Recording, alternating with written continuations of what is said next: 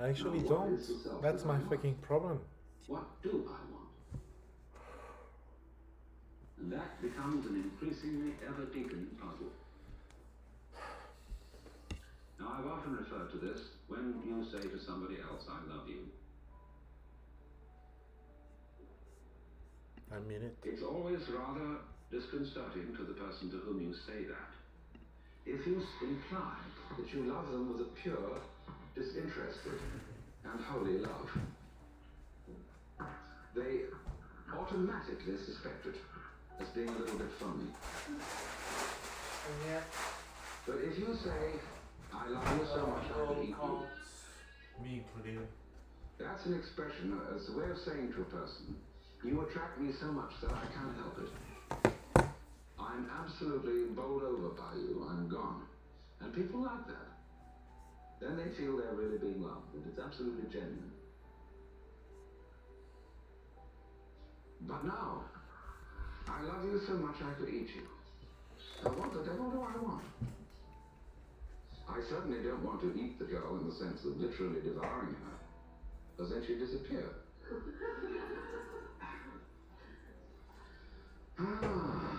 But I love myself. And what is me? In what way do I know me? Well, it suddenly occurs to me that I know me only in terms of you. And that the main task of the psychotherapist is to do what he called to integrate the evil. To, as it were, put the devil in us in its proper function. Because you see, it's always the devil, the unacknowledged one, the outcast, the scapegoat, the bastard, the bad guy, you see, the black sheep of the family. It's always from that point that generation comes. In other words, in the same way as in the drama, to have the play, it's necessary to introduce a villain. It's necessary to introduce a certain element of trouble. So, in the whole scheme of life, there has to be the shadow. Because without the shadow, there can't be the substance. So this is why there is a very strange association between crime and all naughty things and holiness. You see, holiness is way beyond being good. Good people aren't necessarily holy people. A holy person is one who is whole, who has, as it were, reconciled his opposites. And so there's always something slightly scary about holy people. And other people react to them in very strange ways. They can't make up their minds whether they're saints or devils. And so holy people have throughout history always created a great deal of trouble, along with their creative results. Take Jesus, for example. Trouble that Jesus created is absolutely incalculable. Think of the Crusades, the Inquisition, the heaven only knows what's gone on in the name of Jesus. Very remarkable. Freud's a big troubleman. Jung had a tremendous humor. And he knew that nobody can be completely honest. That you will try and you'll have a great deal of success in exploring your motivations and your dark, unconscious depths. But there will be a certain point at which you will say, well, I've had enough of that. Do you see how, in a strange way, there's a certain sanity in that? Yeah. Do you see it? What do you see? When a person indulges in a certain kind of duplicity, of deception. Of deception. There is something, you all laughed when I said that. There was something humorous about it. No. And this humor is a very funny thing. Isn't it? Basically, humor is an attitude of laughter about oneself. There is malicious humor, which is laughing at other people. But real deep humor is laughter at oneself. Now, why fundamentally do you laugh about yourself? What makes you laugh about yourself? Isn't it because you know that there is a big difference between what goes on the outside and what goes on the inside? Now, I passed you around a lot of embroidery to look at before we started. And I'm perfectly sure that you got the point. That there's a big difference between the front and the back. In some forms of embroidery, the back is very different from the front because people take shortcuts. In the front, everything is orderly, and it is supposed to be kind of messy on the back side. See, which side will you wear? You've got to be sure you get the front in front, and the back in the back. The back has all the little tricks in it, all the shortcuts, all the lowdown that people don't acknowledge, see? And it's exactly the same with the way we live. You know, like sweeping the dust under the carpet in a hurry just before the guests come. I mean, we do ever so many things like that. And if you don't do it, if you don't think you do it, and you think, well, really, my embroidery is the same on both sides, see? Well, you're deceiving yourself. Because what you're doing is you're taking the shortcuts in another dimension, which you're keeping out of consciousness. Everybody takes the shortcuts. Everybody plays tricks. Everybody has in himself an element of duplicity, of deception. Because you see, from this point of view that I'm discussing, where the web is the trap, to be is to deceive.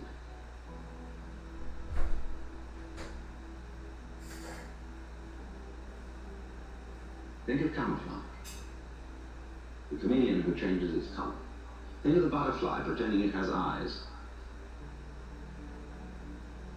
Think of the flower saying to the bee, like my honey?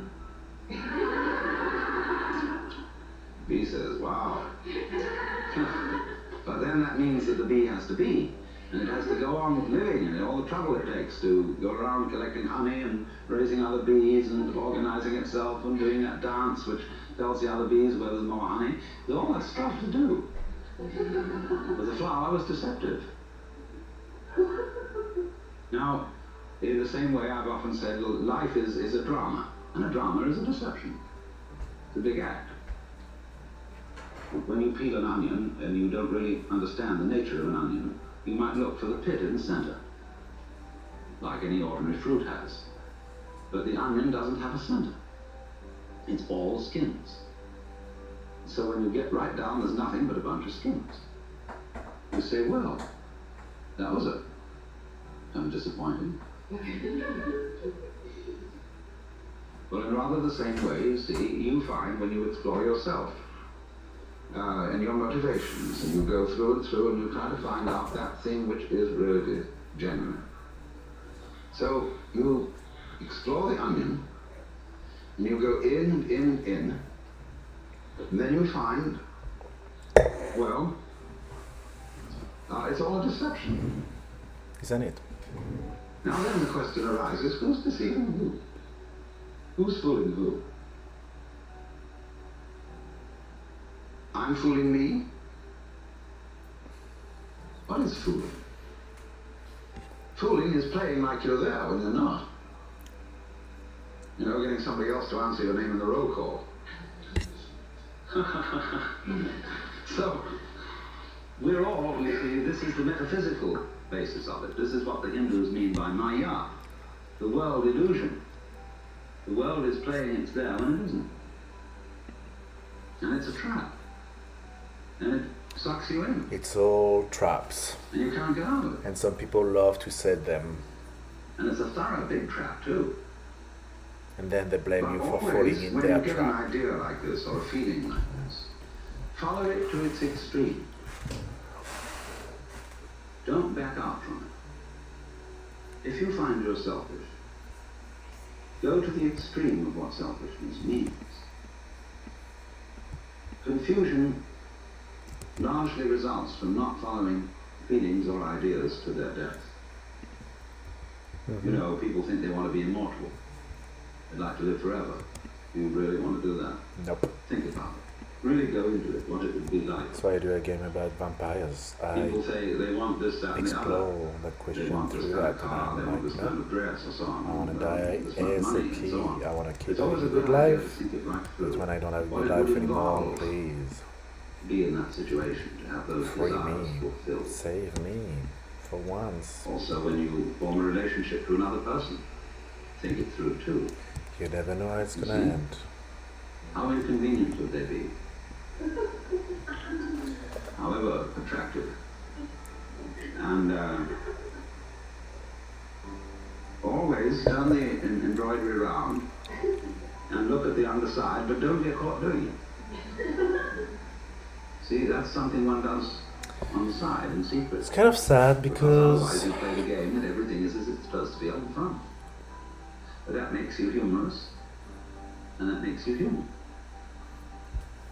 it's they really use love for everything. It's a weapon for them. They weaponized love. Sad.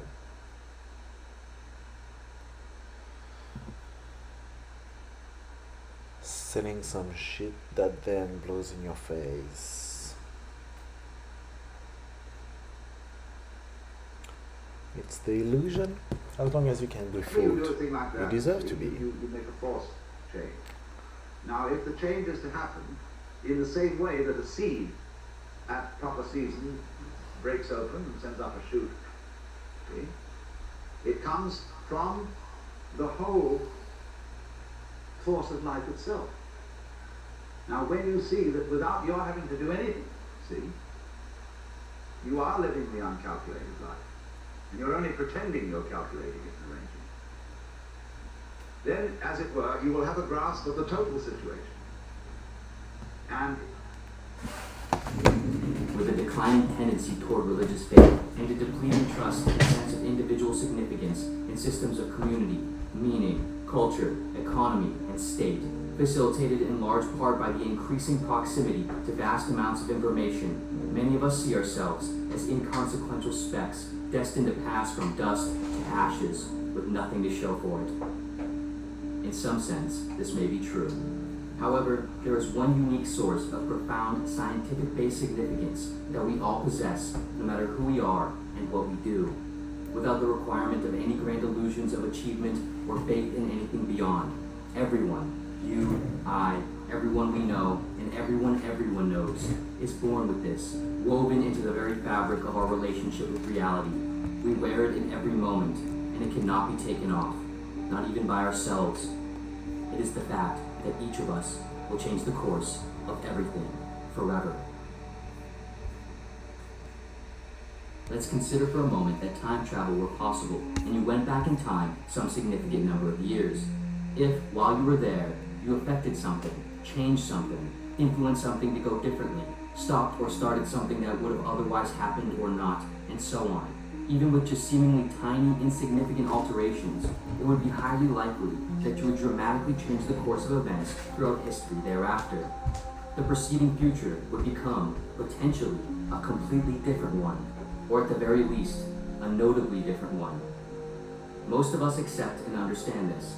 It is the concern, fear, or premise of a vast majority of films, books, shows, and so on that include time travel as a plot device. We recognize that affecting a small thing in the past can dramatically change the present, but yet we rarely think about how affecting a small thing in the present can dramatically change the future. Right now, without time travel as an option, reality still works the same way. In every present moment, your actions, interactions, influences, stopping and starting of things, and so on, in some likely sense, change the course of the future.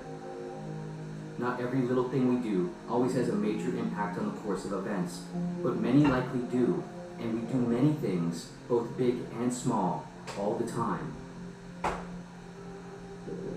This process of how seemingly tiny, insignificant changes can lead to huge consequences is explained by what is known as the butterfly effect, part of the branch of science and mathematics known as chaos theory.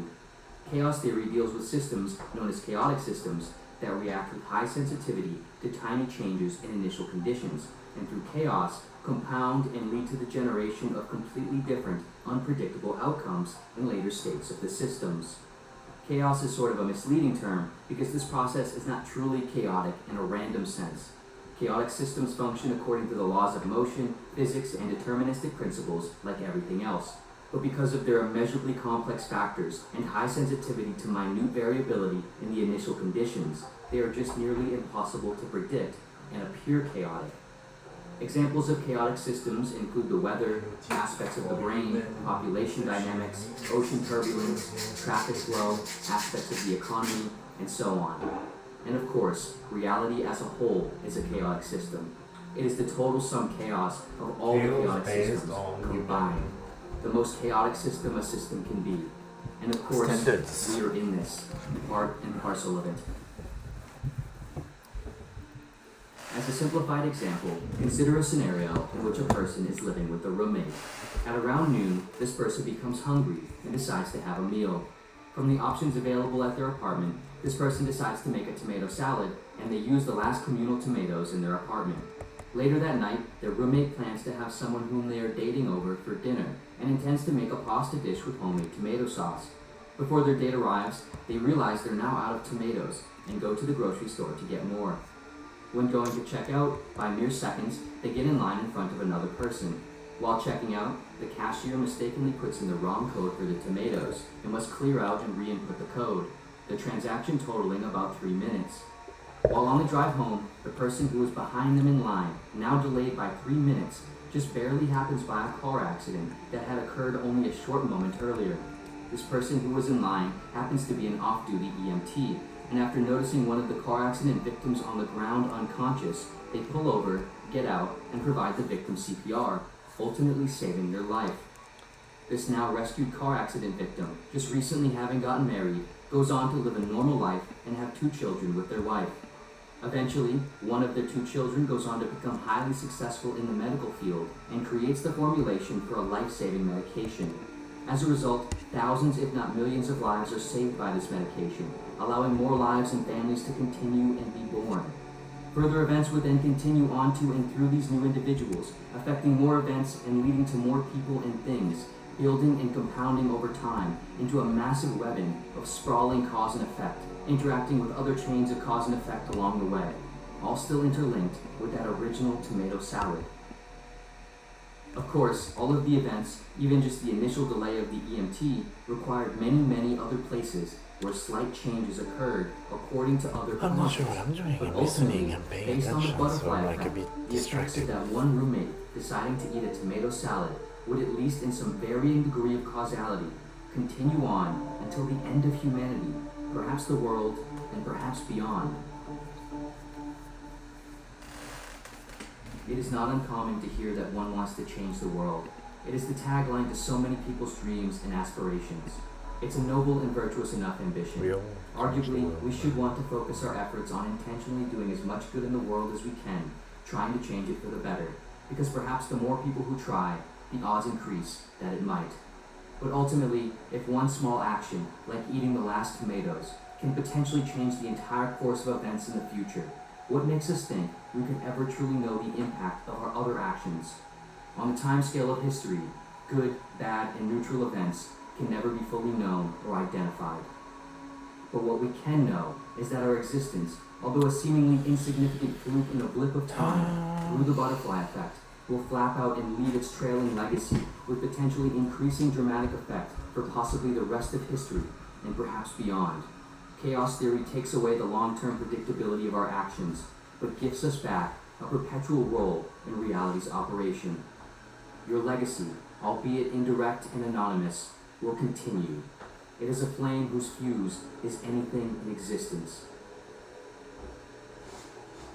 This contemplation isn't a resolution or replacement to having a tangible, direct sense of purpose through the day-to-day responsibilities of a job, a career, a passion, a family, a friendship, and so on. But it is to potentially serve as a supplement for when, in those moments when some of the weight seems to suddenly drop out of these things, and they feel illusory, futile, or temporary, and we question if anything we do ultimately matters beyond us, if we mean anything to anything else. In these moments, we can remember that at least in some sense, we do so much, more than we would probably even like. In the final analysis, either no one matters at all or everyone matters completely.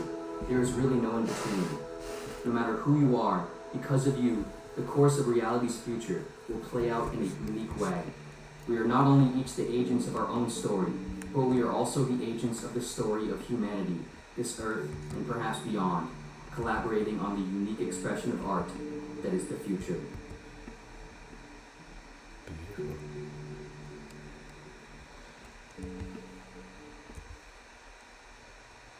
This video was sponsored by CuriosityStream. For those who appreciate thought-provoking educational content, but still want to experience the same entertainment and engagement as watching their favorite shows and movies, CuriosityStream is the streaming platform for you. Providing thousands of documentaries and nonfiction titles from some of the world's best filmmakers in subjects like science, technology, nature, history, and much more. CuriosityStream is the subscription streaming service dedicated to the intersection of our desire to learn and our desire to forget that we are learning while we are. With enriching, beautifully produced pieces like Digits, featuring Potassium's Derek Muller, David Attenborough's Light on Earth, and Transhumanism by Jason Silva, CuriosityStream offers titles featuring some of the most notable and familiar faces, voices, and minds in the field.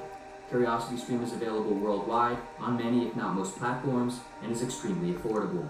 If you're interested, you can go to curiositystream.com/POW and use promo code POW, P-O-W, and save an additional 25% off the already low subscription price, bringing the total down to just $14.99 a year, or $125 per month.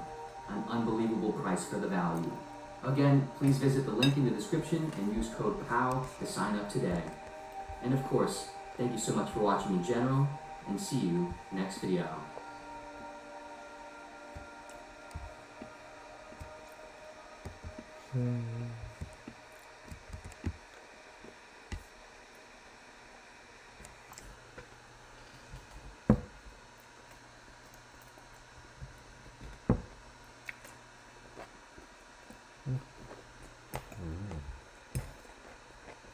Very good.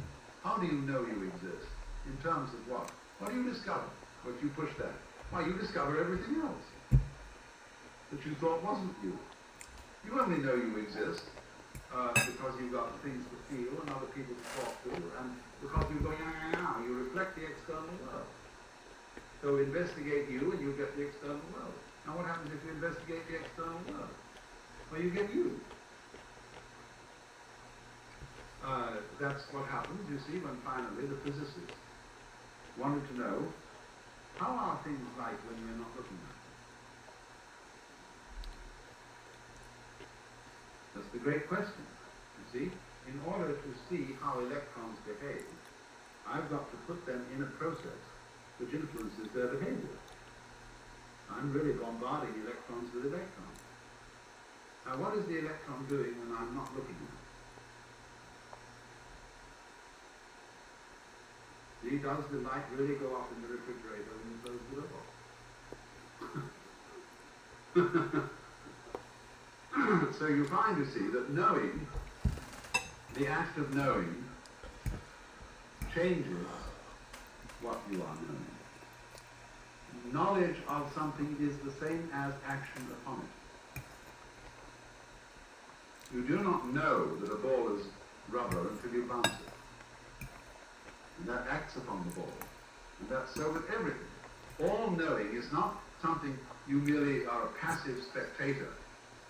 All knowing is the result of experiments on things. Only in the most trivial instances are you ever, and even then if you go into the neurology of it, the electronics of it, you're not a passive spectator. You may just observe things and write them down. Although when you do, it's pretty trivial. The really good knowledge is always accumulated by an action upon the world to see what changes that action makes. So, for example, we take certain fields of science, let's take medicine and antibiotics. Now, antibiotics are something, first of all, done in very carefully restricted experiments. They were found very useful, and so they were spread over the social world, so that almost everybody has had antibiotics by now. But the problem now arises is this. The people, as we studied them before they ever had antibiotics, were different from the people we are studying now who have them. But what we knew about people before antibiotics has a little less value. We've got to restudy them every time because we've changed them. And the insects, you see, or the germs, also adapt to this. They say, you know, these human beings throwing down all this jazz and confusing us and killing us off, we've got to do something about that. And so they change themselves. So they have to be studied again to know how to attack them the next time. Once upon a time, a spaceship arrived on a strange planet. And they came down, didn't seem to be anything living on it. And they put a lot of stores in. And finally they found that some little bugs were eating the grain that they had stored. So they got insecticides and fixed those bugs. And later they found they had mice. And they were nibbling up things, so they got some cats sent on the next spaceship from Earth. And the cats took care of the mice. Then lo and behold, dogs turned up, started making trouble for the cats. So they decided that they'd better shoot the dogs. And they did. And one day they saw suddenly a man coming over the horizon with a gun. And they said to the chief, "Look at that, there's people on this planet after all, and he's got a gun. Shall we shoot him?" And he said, "No, because I know no way of knowing what it will turn up as the next time."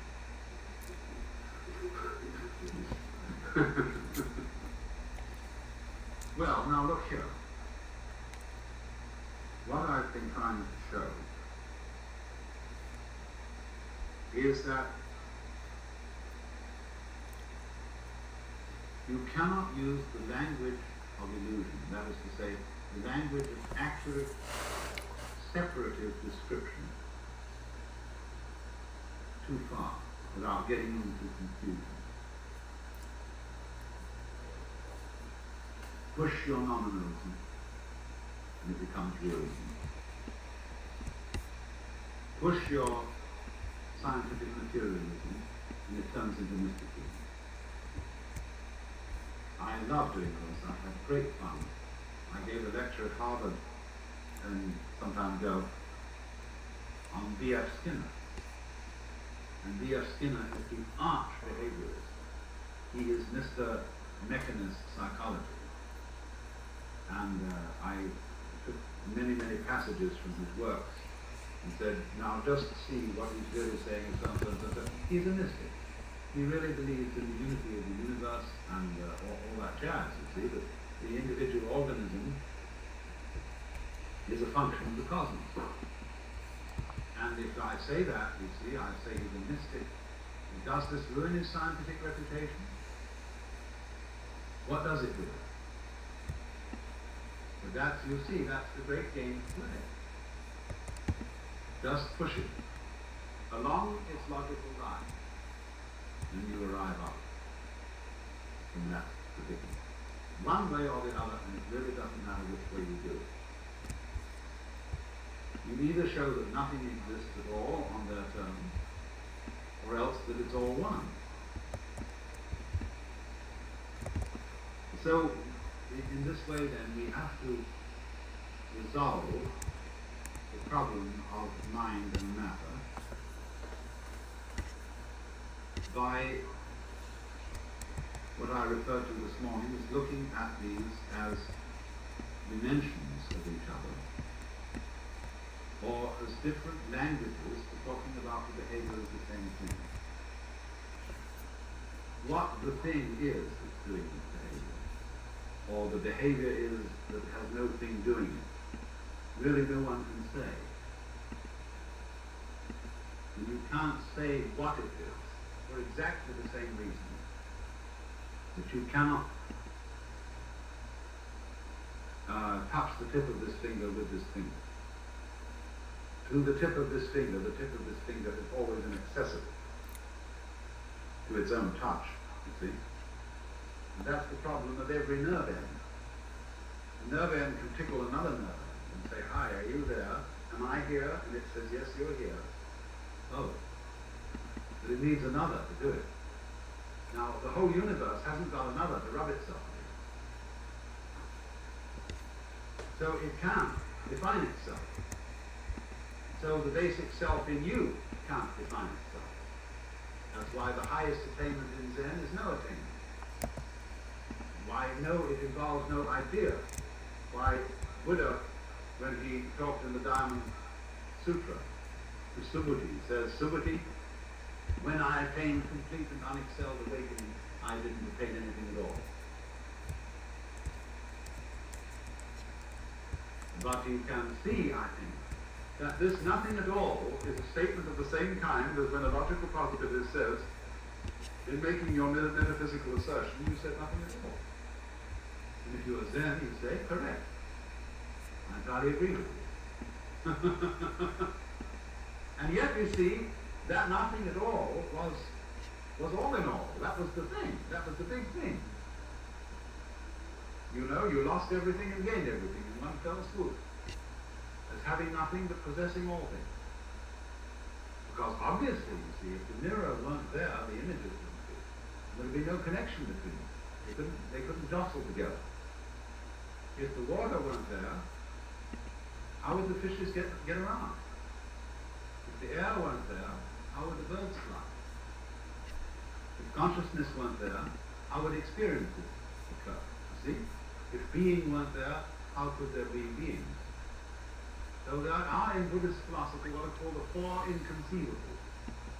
Water to the fish, air to the bird, consciousness to man, and enlightenment to the ignorant. That is to say, to the ignorant in the sense that melody is inconceivable to the tone.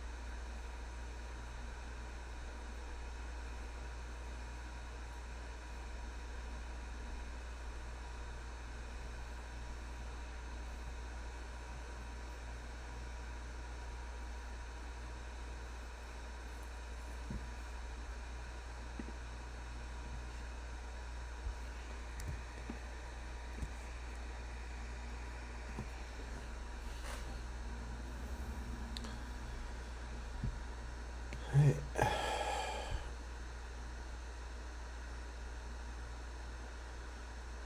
focused on your things.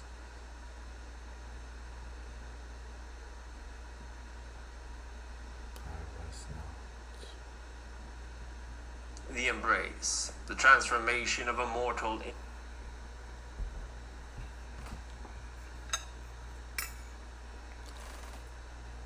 The embrace, the transformation of a mortal into a new vampire is quite possibly the single most extreme experience that any of these undead will ever undergo. Everything else pales in comparison. No joy, no pleasure, not even the deepest terror can compare to the death and rebirth that Cain's curse brings. The sire, the parent of this vampire, will under most circumstances be fully aware of what they are doing. They have decided to turn this mortal life into one of the undead, fully aware that they will now create a child whom, over time, they grow to despise or even hate them. Indeed, few vampires are so clueless as to not realize the implications of creating a new undead. Yet despite this, despite the knowledge that no relationship can last forever, that even the most passionate love can sour into a bitter resentment, prevent these creatures of the night from creating more of their kind. What else can I do? So, why do they? Why grant the power of your blood to another? Is it out of a desire to create a familial bond? The hope to preserve a mortal's beauty for all eternity? Painful loneliness where even hate is better than being overlooked. The act of procreation exists in all creatures, of course, from the lowliest of amoebas to humans. The common denominator is, of course, the necessity of continuing your lineage, of ensuring the survival of your specific set of genes, your species, for another generation. In humans, many more reasons exist, all valid, of course, whether it is the need for another pair of hands come harvest season, or the desire for safety once they are old. Humans reproduce for a variety of reasons. The desire to love and to be loved in return is not an emotion one should so easily dismiss either, and that is a desire that can be found among vampires as well. Yet a sire is not simply a parent. They usually play no or a small role in their child's mortal lives. Exceptions exist, of course, what would be revenant ghoul families, or possibly among clans such as the Tremere, where a future recruit may study under the clan's supervision for years before they are granted on death, working to, in a way, repay this gift by being a mortal servant of these undead warlords. Yet traditionally among many clans, a vampire, even a very careful one, tends to only involve themselves in the last couple of years at most, often to poke and prod to test their chosen mortal's values, strengths, and weaknesses, and doing their best to ensure that they are making the right decision. After all, in most kindred society, the right of procreation is one bestowed rarely and with great honor, though choosing unwisely may in turn bring shame, regret, or even danger.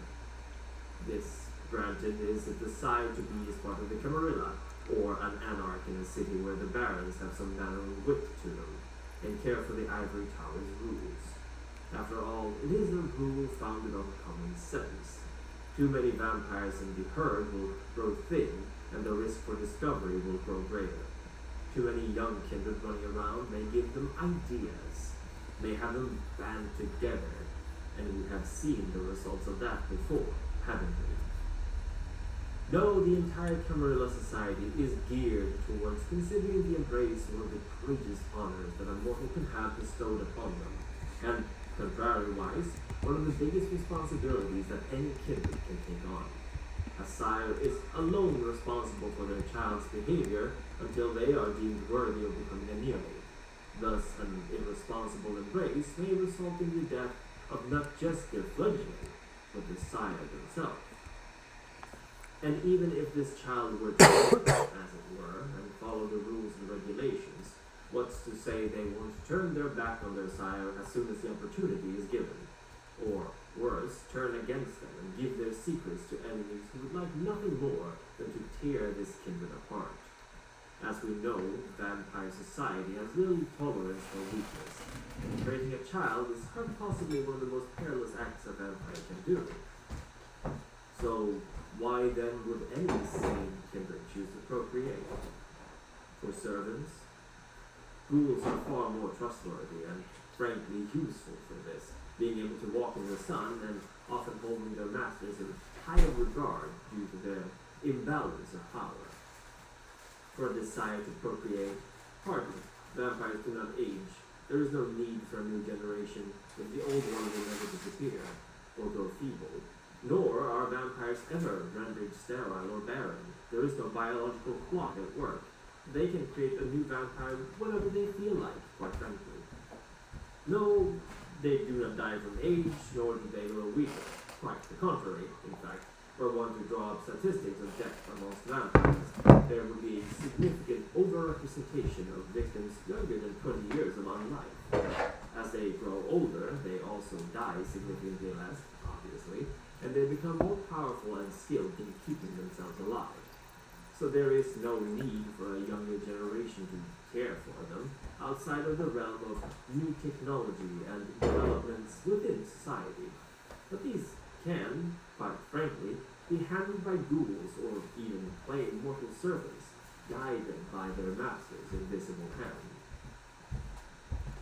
Even if the vampire is in need of help and desires others of their kind to provide this, eventually every sire must come to accept the fact that they are not their child's rulers. They cannot, de facto, keep them under their thumb, at least overtly, as once they are deemed worthy, a fledgling is made a neonate, Trying to wake you thus, up. in a sense, reaches maturity and independence in the eyes of their community. A child kept too tightly on the leash during their upraising may lash out or band together with others sharing this resentment, which was exactly what happened during the disastrous events of the Anarch Revolt. Even clans as tightly knit as the Tremere or the Banu Hakim know this, and accept that some concessions must be made to avoid disturbing the waters too much. So, childhood generally tend not to serve a long-time utilitarian purpose for vampires. What then is the reason for their creation? I would say companionship. Not necessarily lovers, of course, although this is frankly quite often where it might start out, and not just among the more socially inclined clans, of course. A gangrel may huff and scoff at the toreador for their obsession with beauty and emotions. Yet gangrel were once human as well, and the desire for companionship remains, even if it is buried under layers of hardened experiences and walled-off emotions. And while a sire-child relationship can be one of a tutor and a student, or even a demanding taskmaster and their servant, it is always tainted by an edge of sexuality. After all, unless the process was extremely clinical, the embrace could be likened to a powerful orgasm released during the time of death and reawakening, and this petit monde will forever remain a strong reminder of their connection. An embrace is both traumatic and ecstatic, and any mortal who undergoes it will be shaped by the experience forever. Just as humans can fall in love with prospective partners both quickly and slowly, so too can vampires be overcome by a desire, yet one tinted by a rather dark obsession. Vampires tend to want to possess things. The emotional vulnerability of mortals to trust in their lover in order to lower their defenses and expose themselves fully might not always be present in the children of Cain. They may instead spend weeks, months, or even years carefully studying their future child in secret. And even if the sire initially feels a deep passion for their newfound lover, it won't take long until their jaded nature gets the better of them, and they start thinking of their relationship as a risky venture where they would be better off being in charge. We touch once more upon the dangers of vulnerability, just as we did when we discussed the beast and the nature of vampires. It is all fine and good to show your vulnerable side to a mortal, at least aspects of your vulnerable side, but once you've made that mortal into an equal, at least in terms of species, You can no longer excuse your behavior by claiming that they will eventually die or that no one will believe them, and so on. No, instead they are merely walking reminders of your weaknesses. They have seen you at your most vulnerable, your most exposed, and they will keep these secrets with them for potentially all eternity. A less paranoid creature might be willing to take this risk, but seeing as many sires are older, they've come to develop the healthy kind of suspicion that has kept them alive beyond what their mortal years could have achieved. Thus, they may have their servants stalk their new child, or they may tap their phones, or even get rid of their mortal associates discreetly, all in the name of maintaining a working relationship, despite the ever-shrinking possibility of such a relationship working. Ironically, by doing all this, not only is the sire pushing their child further away, they are also teaching them to act and behave in similar patterns. After all, as the old adage goes, monkey see, monkey do. And the child is naive to the workings of developing society and has to learn from others how to behave. And the sire is, for all sense and purpose, the best role model a young kindred has. This all, of course, is under the assumption that the embrace is done by a relatively older kindred in a Camarilla city. Naturally, this is far from the case at all times. An embrace can be violent and sudden, such as when a mortal ally is bleeding out after a gunfight, and their vampiric friend wishes to preserve them, their skills, friendships, and both. And it can also be done as punishment, or in order to create shock troops for an approaching invasion. The Sabbat's tradition of mass embracing so-called shovelheads can be likened to, and I want to use this word lightly, rape. It is to forcibly have someone undergo the embrace, then lead them to their own in order to dig their way out of the soil they were buried in. There's nothing passionate or intimate about this experience, but instead harrowing and torturous. Sabbat shovelheads are broken down and damaged, victims of a brutal attack, and then told to throw themselves at any stranger crossing their path, all the while their seniors jeer and mock them, only taking in the few, if any, survivors and offering them membership in their exclusive club. What happens to a person forced to undergo this? To be violated in this regard and then just told to fend for themselves? Is that not the very antithesis of a healthy community? But of course, the Sabbat is no community. The Sabbat is an army of broken and tortured souls, convinced that they are monsters and given enough power to lash out against any and all who stand in their way. Unlike poetic justice, where a victim is given the tools to overcome their tormentor, a Sabbat shovelhead is instead enslaved by their pain, fostered by their suffering. There are, of course, traditional ways that the Sabbat embrace, covered more in detail where I discuss these individual plans. I'm certain there have been moments where Sabbat canines have embraced out of passion or blind lust. Anarchs have created new members out of a desire for warriors and servants, and Camarilla to callously throw against their enemies.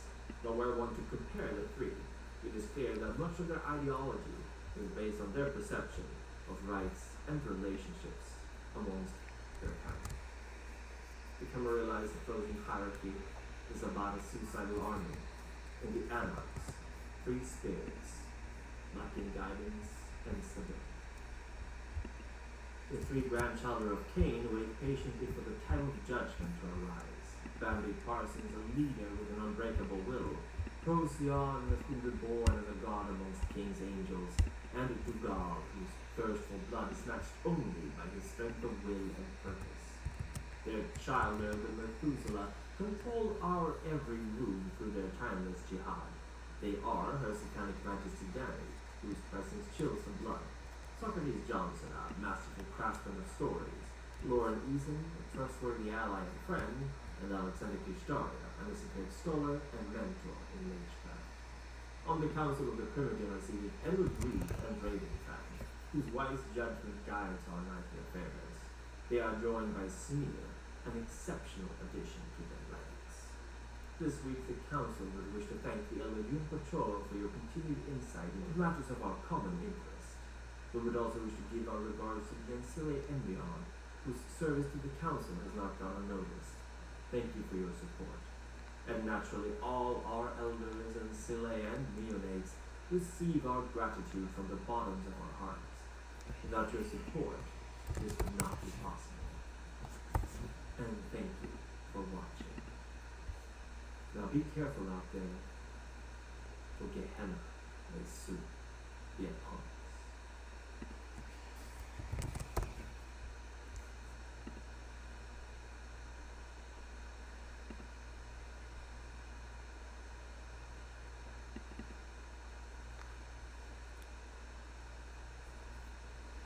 It's hard to drown out the voices sometimes. Imagine you're listening to a radio, right? I mean, you know what that is. A radio, those are still around. Oh, good. Sorry, I had to make sure. I only learned a couple of months back that minidiscs never really took off. Much to my surprise. Anyway, you're listening to the radio, right? And it's playing some tunes. There's some guests talking about this or that, some commercials. Imagine then that there is this constant buzz, some faulty wiring, maybe something wrong with the signal. There's a tiny bit of static electricity coming in all the time. That's the voices. I don't know about you, but personally, I was an editor for a major news network, so my ears were really good at picking that stuff up. I mean, they still are. I went through hours upon hours upon hours of material all the time, cutting and pasting, and you know the drill. I got so attuned to this stuff that I could pick up the smallest little hiss or noise in a recording, and it would drive me nuts. Noise cancellation, noisescapes, reduction, denoising, I know it all. Hell, I even invented some of the methods. You know that fancy way that you can select a small portion of audio in a recording? How to play make about a Kavian. and then delete all audio Okay. that matches that in a bigger file? Yeah, that was my idea. Right? I know this. I know my stuff. So anyway, the voices, right? They're never too loud that I can't hear what's going on, but sometimes I just tune in on their waiting, right? My ears just can't focus on that stuff, and I can't pay attention to what's happening around me. And man, that's a pain, I tell you. Just last week, this self-proclaimed head of my coterie, Jackie, she gave me an earful because I was being disrespectful to the prince. Told me we were walking a thin line and all that jazz, but I just had to tell her as it was. I was hearing the voices. And besides, I've not done anything inappropriate. I never do. I just kind of zone out and... I mean, it happens when I'm eating, you know? Feeding. I guess that's the proper term for it. Feeding. Sounds like something you do to animals. You feed the animals. I mean, I guess you feed babies too, right? Feed the children. Feed the starving homeless. But we are feeding ourselves. I don't think I ever used that word in that way when I was a human. I'm gonna go feed now. Have you? Why don't we just say eat or drink? I mean, it makes more sense, doesn't it? Also, like, masquerade, you know, people will be like, why are you saying feeding? If you ever say it from people. Anyway, so the voices, right? There are all kinds of voices. Old and young, deep and light, airy and gravelly, the whole thing. It's like you've got the entire balanced diet of voices at once, and they tell me important stuff sometimes. That's the worst of it. They'll blab about some inconsequential shit for hours upon hours upon hours, and then bam! They drop the take of the century, and I know that if I miss that, it'll come back and bite us in the ass, because I know it will. It's happened plenty of times before. So, like I said, sometimes I just tune out. I just close out the rest of the world because I get a hunch that maybe they're going to tell me that the prince is actually some Sabbat infiltrator, or maybe Jackie's secretly a diabolist. You know, I don't know. So I have to listen right, and I have to make sure that I catch whatever prophetic line of words that might pop out of their collective mouths at any moment, literally any moment, or my coterie is done for, or I'm done for, or the entire city is done for. And that's been the case at least once. So that's why I don't kill that often. I mean, when I'm feeding, drinking, eating. There's already so many of them in there. I can't add another voice to the mix. It took me weeks to get used to it. And the city might fall before I do. So what kind of stuff do you listen to? Answering the question on how to play a Malkavian may seem like an impossibility. They are a clan united not by traditions, looks, or obligations, but by their diversity. Malkavians are cursed with madness, it is said, but how this manifests is altogether unique in each member of the clan of the moon. There are so many facets to Malcolm's curse that to attempt to catalog them all would be an exercise in futility. One can certainly trace How some did I similar ever manifestations love of you? it through bloodlines. After all, the supposed sires of Teresa and Janet Warman share a similar relationship. But even then, there is nothing to suggest that a child will inherit their sire's madness, or that the curse will manifest within the realm of mortal mental illnesses, even if there may be similarities. Some Malkavians actually go through cycles of these curses, experiencing highs and lows and having their minds mutate and alter as new revelations bring clarity and a renewed sense of understanding to them. There are certain Malkavians, like Dr. Douglas Netchurch, who reject the notion of a curse entirely and who remains a high-functioning member of the vampire community, while others struggle even among their own fellow lunatics. A few, often young Malkavians, will fight against their state of mind incessantly, desperate for a rock to cling to as the storm rages around them, scared to let go and let the waves carry them away, while others will ride it fully to explore new thoughts and sensations it brings. There is no right or wrong way to do this, as the madness of their antediluvian has no care for their feelings. But older Malkavians will often have more of an understanding of the ebb and flow of their blood, able to explore it more fully I think I need to play to be able to know what needs to be worked on. So I'm gonna save, whether they like it or not, and therefore so many of them are also gifted. and I'm gonna visions of what publish has been, that. what is, and what Now may do a be, build. often with little to no guidance in how to interpret these auguries. Some resort to occult tools in hopes that it will bring some clarity to what they see, while others may instead attempt to deafen or enhance the And in the meantime, I'm gonna the Malkavians were in fact the ones who think. discovered the theory of resonance of the blood, the effect powerful emotions might have on the flavor and characteristics of what they consume. And some even profess themselves as blood sommeliers, able to guide their clients to be emotionally tinted with a the different platform. So, knowing how diverse the clan is it